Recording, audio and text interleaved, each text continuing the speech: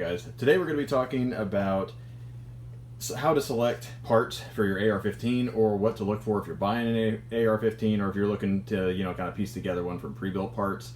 Just kind of considerations, and this video is to hopefully help new buyers, new builders to kind of pick out parts, as well as, more experienced people who are maybe looking for another build. And hopefully the main goal is to save you money and not have you waste money on products you either won't like, won't have use for, or are just bad.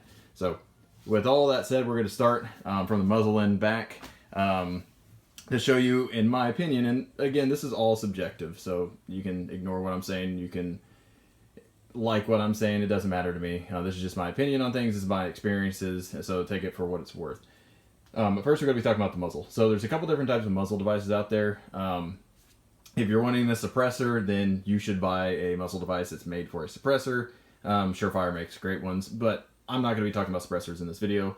The main two type of muzzle devices that you can have are the A2 birdcage, which is this one right here. You can see on the front end, that's an A2 birdcage flash hider, and you can see it's solid on the bottom. You don't want a muzzle device that's open on all sides. You want it to be solid on the bottom. That way, if you're ever shooting in the prone, you're not kicking up a bunch of dust in your face. Because again, that'll give away your position.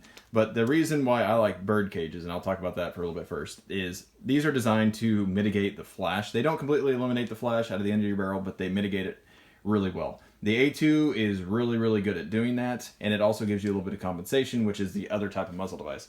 So you have flash hiders, and then you have compensators. So I don't actually have an example of a compensator here, but I do have, now this is just a 3D printed muzzle device, but this is on one of my little props, but this would be a good example of a compensator. You can see it just has ports on either side.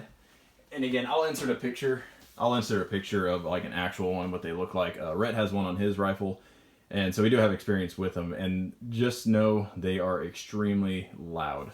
Whenever I'm standing next to Rhett, whenever he's shooting his rifle, he has a compensator on his, I have an A2 flash hider on the front of my gun. I'm wearing double ear pro most of the time, and so I'm wearing foam earplugs, and then I have just regular electronic ear pro over the top of that. Even just standing beside him, it hurts my ears standing next to him. And he has I believe it's a Midwest Industries compensator. I don't remember what the specific brand, or not the specific brand, but the specific model number for that was, or model name.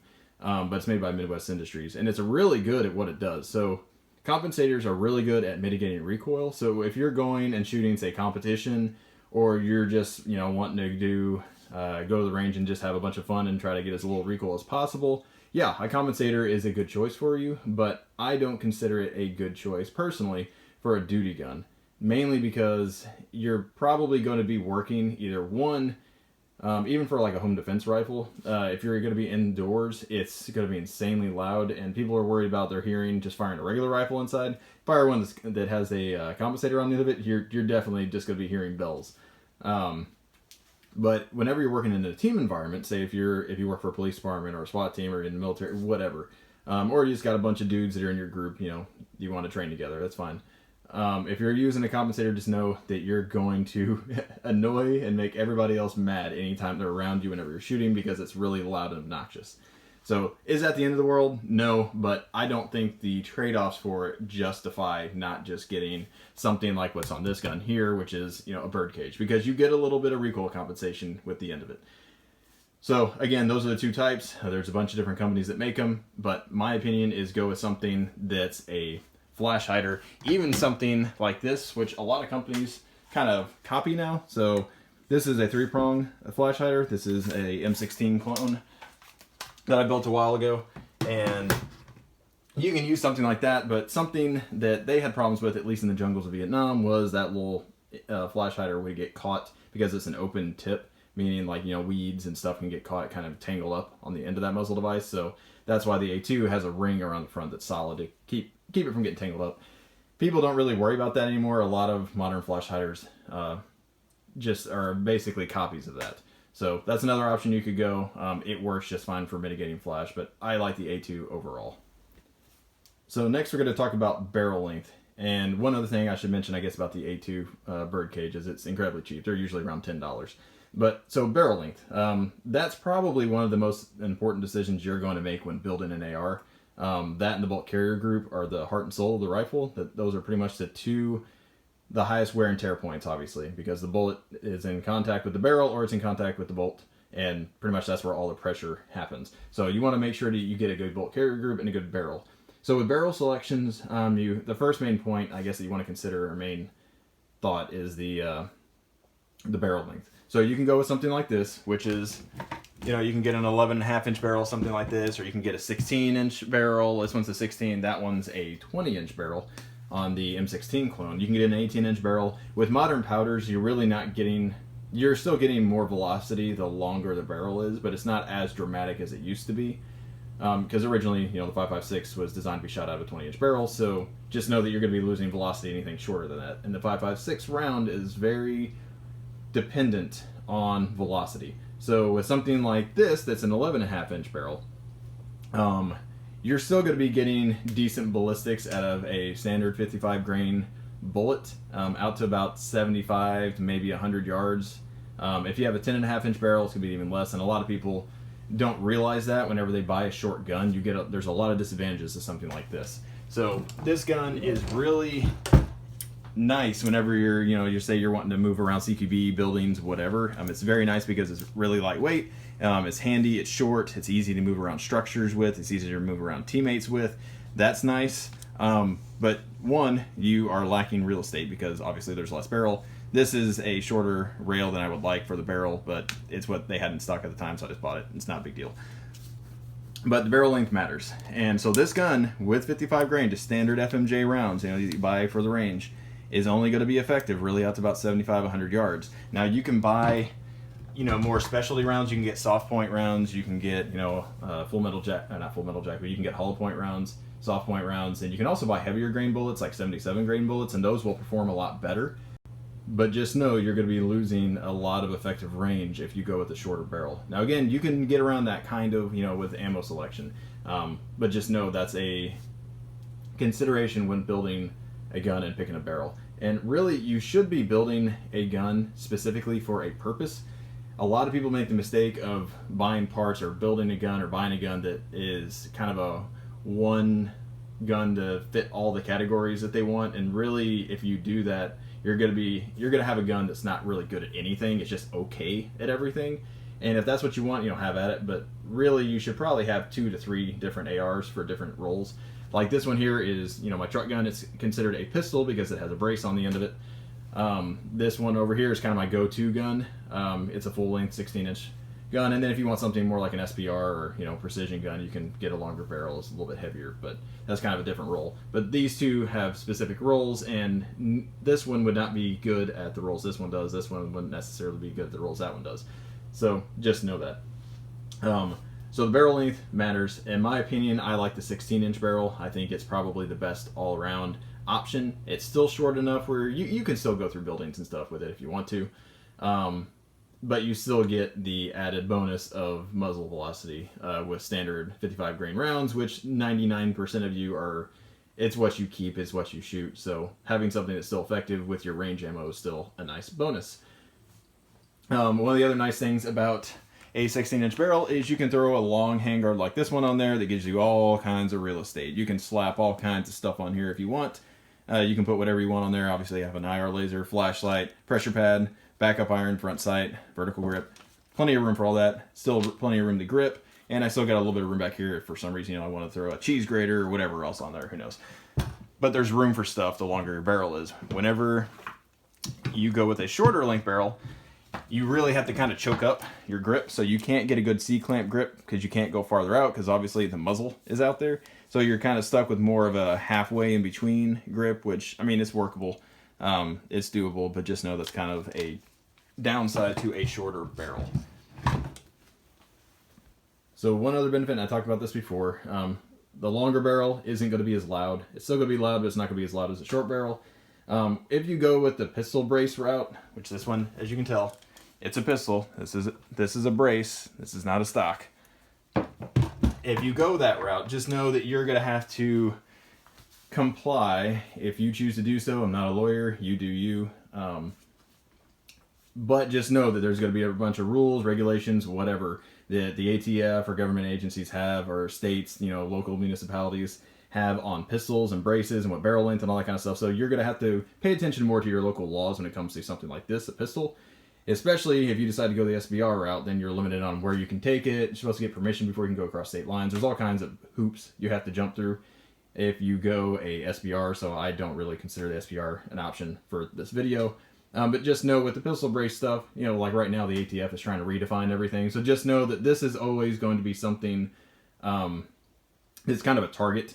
So just take that into consideration. If you don't want to deal with that, then don't go this route. You can go this route instead and not have to really worry about it, because these rifles are more standard and more acceptable, if you can call it that. At least they're not a target as of right now. So next we're going to talk about twist rate. I'm going to be relatively short on this. Twist rate, you can get 1 in 9, 1 in 8, 1 in 7. Basically that means for every 1 revolution of the bullet, it takes however many inches of barrel length to get that. So 1 in 9 means every 9 inches the barrel twists around, spins once. The 1 in 9 is better for lighter bullets, 1 in 7 is better for heavier bullets, or the 1 in 8 is kind of a compromise. You can get either. Honestly, I don't really notice that much of a difference. I have all these are chambered to different things. They all shoot just fine. Really, it's going to come down to ammo selection for your specific gun. Just buy a bunch of different type range ammo, see what shoots best in each gun, then stock up on that. Honestly, I don't think twist rate really matters all that much unless you're shooting heavier, like 77 grain type stuff. The 62 grain, the 55 grain, most of these guns will shoot just fine. So next you want to talk a little bit about the gas length. This is going to be another important decision in my mind. So if you have a 10.5 inch barrel, which I don't suggest 10.5 inch barrels for ARs, they're very violent to be reliable. And it's just because with a carbine length gas system and a 10.5 inch barrel, there's very little barrel length past the gas port, which means your gas port, the port itself actually has to be larger to allow more gas to force its way back to cycle everything. And it's all very, very abrupt. It's not as smooth as, say, like a rifle length gas system, which just has, or a mid-length like these two have. So just know if you get a really short gun, it's going to be more violent recoiling. But again, it's 5.56, not a lot of recoil anyways.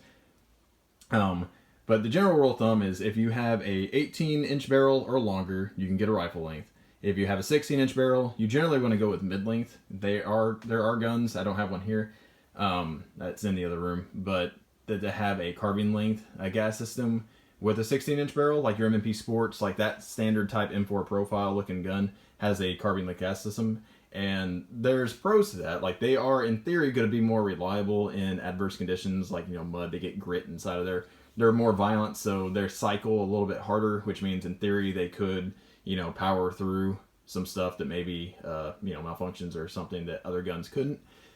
So that's a plus. But in general, the mid-length is going to be a lot softer recoiling. I say a lot. It's noticeable. It's not huge, but it's noticeable. And it's going to be less harsh on your gun. So a 10.5 inch barrel with a carbine length gas system is just going to beat the gun to death. Most people won't shoot enough to really notice that. But, round count wise, it's a lot harder on the gun. You're going to have parts breakage faster with a carbine length gas system than you would mid-length or rifle length. And it's just because there's more gas, it's more violent. That's just how it works. So with the mid-length, which this one right here has, you can see the gas block is in there. What's called dwell time, I'll kind of cover that here in a second. So between the gas port and the end of the barrel, there's space. So as the bullet comes, and once it gets past here, it starts venting off some of that gas up into the gas tube where it comes back and it cycles the action. So the distance between that gas port and the end of the barrel is known as dwell time. That's how long that bullet is in the barrel before it exits after passing that gas port. And the longer your dwell time, generally speaking, the smoother the recoil will be and the smoother cycling the gun will be. That's a generic rule of thumb. It's not always. There are some exceptions. But just know, the longer the dwell time, usually the better. So the last thing I'll talk about with barrels. So with barrels, there's a bunch of different profiles that you can choose from. You have something like a pencil barrel, which this one right here actually has a pencil barrel. You can see how thin it is. It's not super, super thin, but it's pretty thin. But you also have more modern pencil barrels that are actually a little bit thinner than that one. You can see how thin that barrel is in comparison to something like this, where you can see it's almost the same size as the flash hider, it's a significant weight savings. So my favorite, honestly, is the pencil barrel profile, just because it's lighter weight and you really don't lose a whole lot for most shooters. If you're going to be a high round count shooter all at the same time, if you're going through multiple classes or something like that, the pencil barrel may not be the best, because the negative to having something so lightweight is the barrel heats up faster. Obviously, there's less surface area, so as you shoot the gun, barrel heats up, and what causes your bullets to string or your groups to widen is temperature change. So as this barrel fires, it's going to heat up, and your point of impact is going to stay the same, but the groups are going to go from, you shooting a 100-yard group to maybe something like this, and maybe it'll spread out to something like this. And that's normal with all barrels. All barrels will do that as they heat up. That's normal. But what you have to look out for with a pencil barrel, and that was a problem that the M16 had whenever they first developed it, is the technology did not exist for this thin of a barrel to keep its point of impact. So their earlier guns, whenever they made them, you would fire, at point A, and after you fired, you dumped, say, 30 rounds, a whole mag through, and you fired again, the point of impact would shift, almost a foot at 100 yards, and that's significant. So modern barrels, for the most part, quality modern pencil barrels have gotten rid of that problem. So like this one here is a Faxon pencil barrel, and they make really good ones. Their point of impact does not shift. That's the only one I have experience with. I know there's other companies that make them too, but their heat treating process has fixed that point of impact shift. So don't feel bad buying a pencil barrel from Faxon. They make really good barrels. Just know that it's going to heat up faster. So if you're going for a precision gun, then a pencil barrel is not for you. Also, if you're going to put a suppressor on the end of your gun, you may not want a pencil barrel, just because it's so thin. It's very easy, as you can see. I don't know if you can tell right there, but that barrel is actually flexing some. So if you put a lot of weight, like if you have a heavy suppressor and you put a lot of weight on there, your point of impact is probably going to shift. So you might want a thicker barrel if you're going to suppress the gun all the time. So just a note. All right, the last thing we're probably going to talk about in this video, I'm not sure how long this is getting, but I might have to split this video into 2 separate videos just because it's so long. The next thing I want to talk about is handguard selection. So with handguard selection, there are multiple choices that you can do. You can get your standard M4 profile handguard, which is basically a shortened version of this right here. It just comes up to about right here. That limits the amount of rail space that you can have, and it's also not a free-floated design, which means you have multiple contacts touching your barrel. So as, like say on this one right here, so as you're holding onto this, or as this is resting on something, it's putting pressure on the entire barrel in multiple points, which could change your point of impact. So if you're just holding it like this and you're firing, versus if you're, have it really put down on like a bench or sandbag or something like that, it's putting pressure on the barrel, which can cause your rounds to hit in a different location. It may not be a huge difference, but it is worth noting. That said, most guns still shoot pretty accurately. I have a M&P Sport that, let me go grab that. So for example, I have this M&P Sport that has 16-inch barrel. This is carbine link gas system. And this is your standard M4 profile handguard. Now this is a Magpul MOE. It's one of my favorites because it has the M-lock slots on the side, so you can use where you can have your normal grip right here, and then you can still activate your light with your thumb if you so want. But just know that you're going to be limited, again, with this on rail space. So notice you can't put anything on top. You can buy quad rails for these, there'd be a Picatinny rail on all 4 sides. That'll give you a little bit more space, but honestly, you're going to be really cramped. So if you plan on putting a bunch of stuff, say anything more than just a flashlight on your gun or a vertical grip, you're going to want a longer handguard than this. There are ones that you can buy that will actually kind of go around this and come all the way down. They're a little hokey, but I mean, some of them are okay. But just know you're going to be limited on rail space. One thing too, I like mounting my vertical grips right back here on this specific model, just so I can kind of wrap my hand around, but I can still activate my momentary light if I want to, or click it on, if I want to, whatever. But don't hold your vertical grip like this, because whenever you do that, your gun's top heavy. You can't control as well as you can if you wrap it over, and you can actually pull this into your body a little bit better. So, pro tip. Now, on the other hand, if you go with something like this, which is a free float handguard, and all that means is it's technically only touching the barrel in one place, which is back here, and it's actually touching the barrel, not the barrel itself. So everything along here, there's no point in which this handguard comes in contact with that barrel. The barrel is completely free floating on the inside. So that allows, in theory, the rifle to be more accurate, because whenever you fire, every barrel does this. Some barrels do it more than others, depending on thickness. But the barrel, as you fire, it whips. So it kind of, if you ever watch slow motion, you'll see the barrel will just kind of do this every time you fire. That's normal. It flexes. It's metal. All things do that. But whenever that happens with one like this, it's now got 2 points or 3 points of contact with that barrel, where it doesn't allow the barrel to do its thing, so it's not as consistent based on where it has pressure, you know, whatever. So this one, even if you rest this thing on a barricade or sandbag or, you know, a door frame, whatever you're doing, the barrel's not getting changed. There's no pressure being added on the barrel, so you don't have to worry about your point of impact shifting whenever you rest this on barricades or whatever. Also, the benefit of this, of a handguard that's longer like this, is it gives you real estate. So on here, I have an IR white light. So right now it's on white.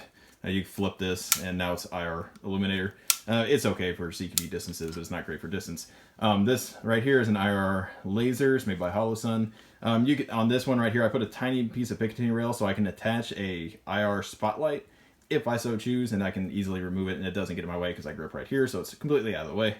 I also have room for a tape switch and the front sight. So you can put a lot more stuff on a free-floated handguard. Now, don't get carried away. Obviously, this gun, I tried to build lightweight. You can see it doesn't have a forward assist. I tried to build it lighter weight so I can put all of this stuff on there, and I didn't have a 10-pound gun. Now, if you put all of that stuff and you found a way to mount it on this gun that has a thick barrel on it, it's got, you know, this one doesn't actually have the forward assist, but if this one had a forward assist, just know, like, this gun already, with just this light and this barrel on it, weighs just as much as this gun here with all that stuff on it. So the barrel, what type of barrel you get, if you get a pencil or a bull, you can just see how ridiculously fat this thing is compared to this one. Like, it's massive. So that's a lot of weight, and you may not notice or think that your standard rifle is chunky until you hold something like this, and then you will really notice the difference. And again, for most people, round count wise, pencil barrel is going to be just fine. Most people are probably only going to carry 8 mags on them at the most, and a pencil barrel will handle that just fine. If you fired that many and you still can find more ammo and you haven't died by then, hey, good for you. The pencil barrel is the least of your worries. Okay, the last thing I'll cover with handguards specifically is, one, if you get a handguard, just make sure it has M-lock or it's Picatinny rails. Again, it depends on how heavy you want something to be. If you buy a model that has pick rail on 4 sides, you know, top, bottom, left, and right side, it'll be stronger. It'll be able to take an impact more, and it'll hold 0 better than M-lock will for something like an IR aiming device. But just know you're going to have weight to add to that. So everything's a trade-off. There's no such thing as a free lunch. There are different types of barrel nuts. So what comes with your handguard is going to be a barrel nut. This one actually came with an aluminum barrel nut, and that's fine as long as you don't plan on taking it on and off all the time. If you plan on taking it on and off all the time, get a steel one, because the aluminum is just not going to be as durable taking on and off all the time. It's not designed for that. Versus something like this one has a steel barrel nut under there, and you can't see it, but just know it's under there, but it's heavier because of that. This one's actually Midwest Industries. The other one is a Stinger brand. But that's something else I want to note too, whenever you're buying one. Make sure, one, this is something I don't like about Palmetto State Armory's free-floated handguards. They don't have this little wedge in there, and this little wedge has a tab, this little round spot that actually sticks into a groove in the barrel nut that prevents this handguard from going forward if for some reason these screws loosen or you know, come loose whatsoever. The end of the handguard won't just come sliding off. That will prevent that from happening. It also has anti-rotational tabs. You can see right here, these little wings that stick out on either side, right there and right there. That prevents it from rotating left or right. You want to also make sure your handguard has that on it. And because these handguards specifically just clamp on to the barrel nut, the Midwest Industry is my favorite because it has a gnarled barrel nut, which means it's basically roughed up so you get a little bit better, you know, more friction. The Stinger one, while I haven't had an issue with it yet, I don't trust it as much necessarily because it's a smooth finish. So it just kind of clamps on and you're relying. And again, it still has a little tab in there that goes and fits up inside there. But I put more trust in Midwest because whenever I put it on there, it just did not move whatsoever before I even had it all the way tightened. So that's just something to take note as well.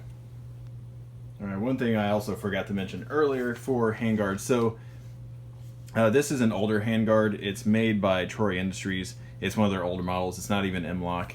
It's been around for a while. You can see there's not going to be really any way to attach anything to this unless you kind of MacGyver stuff or buy their proprietary. So I would advise buying something like this that's proprietary. Buy something with M-LOK or Picatinny or even Keymod is, I mean, it's not as good, but it's still better than this. The way this attaches, and again, I would stay away from this type of barrel nut and handguard attachment point. So it has the anti-rotational tab right there. You can see it's right there. Doesn't have one on the other side, but that's because it attaches to the barrel nut directly. It doesn't clamp on, it actually screws in place. So it's got these little bolts that go through here, and they actually screw into little holes that are drilled all the way around that barrel nut. And what you have to do while you're tightening your barrel nut is get it to the tightness you need to, and then see if the handguard fits, and then see if the holes line up. If they don't, then you tighten your handguard, moving it just a little bit more. Try again, try again, try again until you get it right. I don't like that because I prefer to get the barrel nut to whatever tightness I want it at versus having it dependent on what the rail needs to be in place. Now there's shims and things you can use, but this is just an older type design. I don't like it as much as modern clamp-on designs or bolt-on designs. All right, the last thing I'll talk about when it comes to handguards is you want to get as thin of one as possible, with the exception of if you plan on running a suppressor underneath your handguard. If you plan on running a suppressor underneath your handguard, you'll pretty much have to get one that's proprietary, probably to your suppressor, or get a really fat one. Aero Precision makes their M4E1 series that has, it's pretty chunky of a handguard. I have one. It's a lot more round. You could probably fit a suppressor under there, but they're very heavy and they're kind of hard to grip. I don't like them all that much. They're about as big around as this thing is, but it's obviously hollow underneath like that is. Another kind of detriment I'll talk about is free float handguards generally will heat up a little bit faster just because you can see the barrel in there. There's a bunch of aeration holes to help it cool off, but you don't have a heat guard that's in there. So if your hand's anywhere near the gas block like it is on this, just make sure you're wearing gloves and you'll be fine. But hopefully this helped you all out. If you have any questions specifically, feel free to ask down below. Again, I'm going to be making another video for the rest of the rifle or pistol, depending on what you're doing, kind of tips and suggestions. But hopefully this was just like first video. I should be having another one and it should come out in the next couple days. But anyways, hopefully you all appreciate it. Have a good one.